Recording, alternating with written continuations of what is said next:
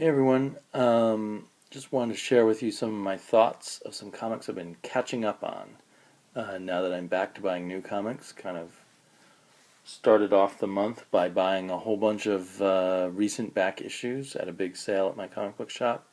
So a lot of stuff I got to read 3 or 4 issues in a row of. And I gotta say I've really been loving everything I've been reading. This is a great time to read comic books. As far as I can tell, if you know how to pick some good ones. And all three of these, The Flash, Astro City, FBP, are just excellent comic books. Let me start with FBP, which was originally called Collider, and because of legal issues, they had to change the title. So I've read the 3 issues there, and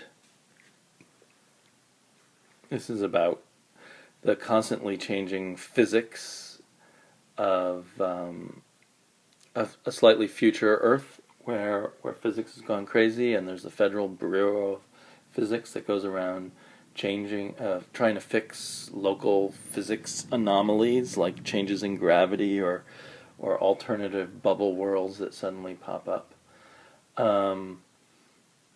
And the art is very good. Maybe not my favorite art of all time, but the coloring is beautiful. The writing is good. They're interesting characters, and with a lot of room for growth at the same time.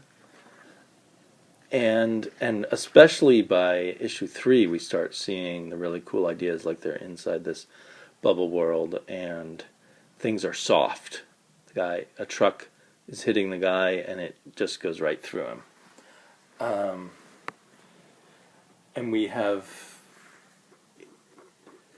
it's been pointed out by some people that the artwork kind of seemed rushed in the 3rd issue, and I have to agree with that. It still told the story well, but it felt sketchy in places, and so it would be nice to have a little, maybe he needs to get an inker or something so he can a finisher to his artwork. The artist is named Robbie Rodriguez, but still he manages to tell the story, and it all clicks and makes sense. I can't wait for the next issue. So, yeah, I guess I'm not thinking of anything deep to say about it. But I really enjoy. To me, it feels new and fresh. I don't feel like I've read another science fiction novel or comic book exactly like this. Beautiful covers, especially these 2. I think the covers are done by a different artist. Anyway, if you like science fiction, I really recommend Collider FBP. The Flash, I read a lot of issues in a row there, and this is all part of a series about the Reverse Flash. And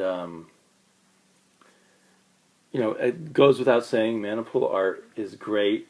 It feels in subtle ways even better than ever to me, and maybe the coloring, it's always been colored by Brian Bucoletto, and maybe I should go back to earlier issues, but I feel like the coloring has gone up a notch.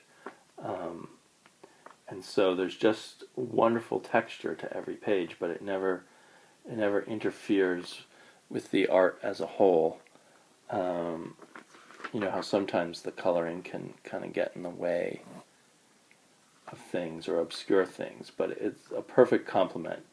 Buccicello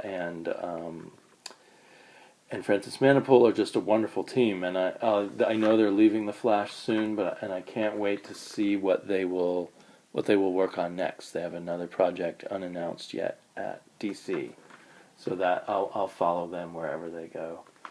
They are also the co-writers, and I think, if I had to pick at the Flash, they stretch the story out too long, and at the same time, they don't give it as many layers as maybe the greatest writers in comics would do. but they still do a very good job. And it's just a pleasurable comic book issue after issue. And I love the look of the Reverse Flash is so cool. Let's see if we can get a good picture of him. Just very intense and kind of demonic. If only there were less ads. I guess, wait. And the idea that, anyway, the idea that the Reverse Flash is wanting to turn back time, and that's his whole goal, makes him, he's got this singularity of focus that makes him kind of an interesting and overwhelming but kind of sympathetic villain. And in the Reverse Flash Villains issue, we get part of his backstory. And it's with a different artist but the same colorist. And the new artist, or the fill-in artist, does, I thought, a great job. And doesn't, his style is close enough to Manipul's that it isn't jarring, but it still doesn't feel like he's just imitating Manipul. At least I don't think so. So yeah, here you get kind of a view of how cool the Reverse Flash looks. But and the story kind of moves backwards in time, and then comes back at the very end of the story and then it moves forward a bit in time, and then it comes back in time. And the interesting thing was the Reverse Flash an abused child, or was he way overreacting to just a little bit of rough treatment from his father? Pouring coffee. Did he kill a pet of his by pouring coffee in it? Oh, some crickets. He killed some of the boys' crickets by pouring coffee into them. So I'm still not sure, and I don't know if they'll tell us for sure in the end, if his perception of being an abused child by his father is correct, or whether he in fact was not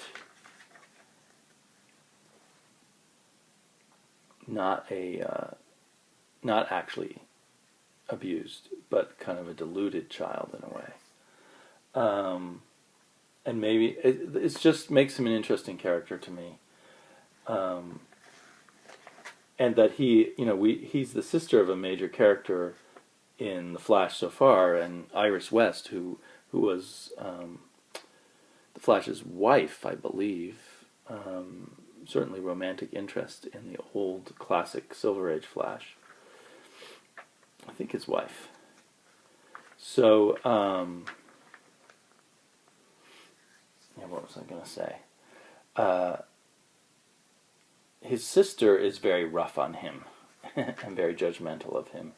And I don't know if she's a bit at fault, or if, because in the Reverse Flash issue we get everything from his point of view, maybe she has much better reason to believe that he was not a psychologically abused child, but was something else. So very cool. I assume that when the Reverse Flash series ends, or storyline ends, that will be the end of these creators on the Flash. But very satisfying stuff. Also very satisfying and masterfully written, to my mind, is Astro City. This is the most recent issue. All the covers are by Alex Ross. And the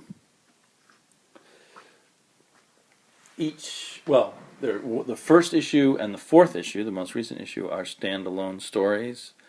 And then issues 2 and 3 are a two-part story. Oh, and look at that, they form one picture. And the picture has the artist's hand in there drawing them. That's excellent. That's an amazing, let's see, that's an amazing painting illustration. It seems Alex Ross's paintings have become busier over time, maybe, and have more complex angles to them.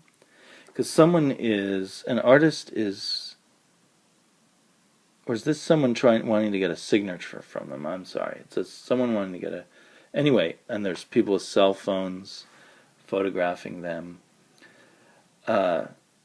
It's very cool. So the first issue actually left me a bit puzzled. It didn't feel completely standalone, like it felt like the beginning of a story. So I'm hoping they'll come back to it. A cosmic being shows up, and a character who we're introduced to goes off to work kind of as an interpreter or a herald of that cosmic being, and there's kind of this other complicated layer of this possibly insane person or perhaps controller of reality as a framing device.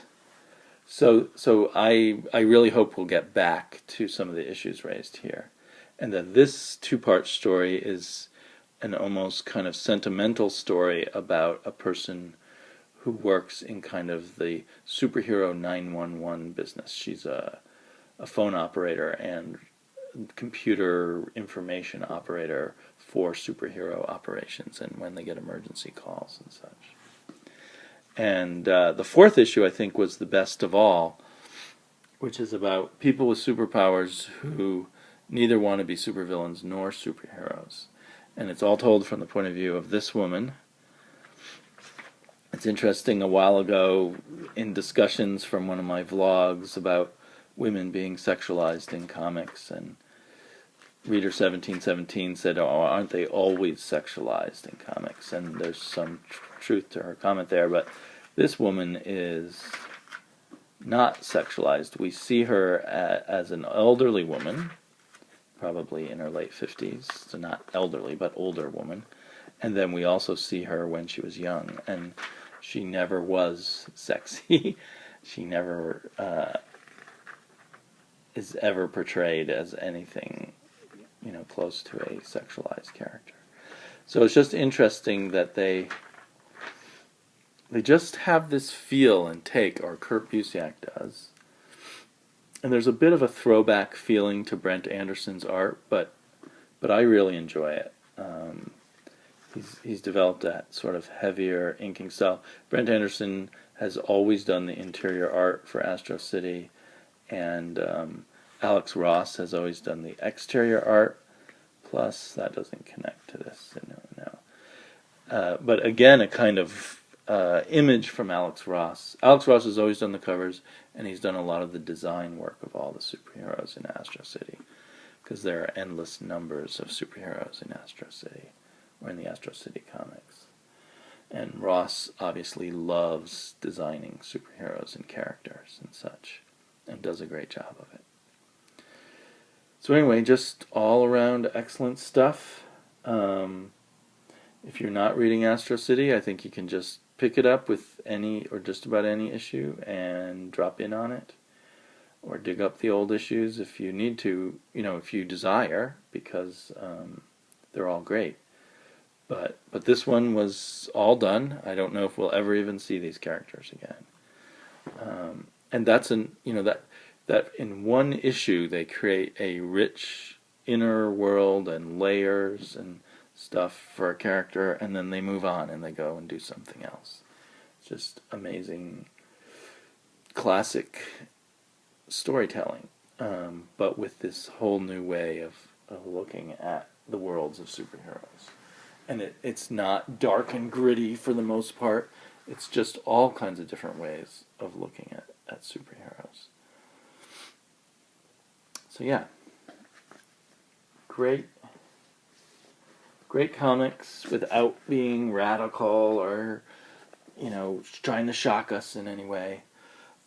So loved all of these. Talk to you later. Bye-bye.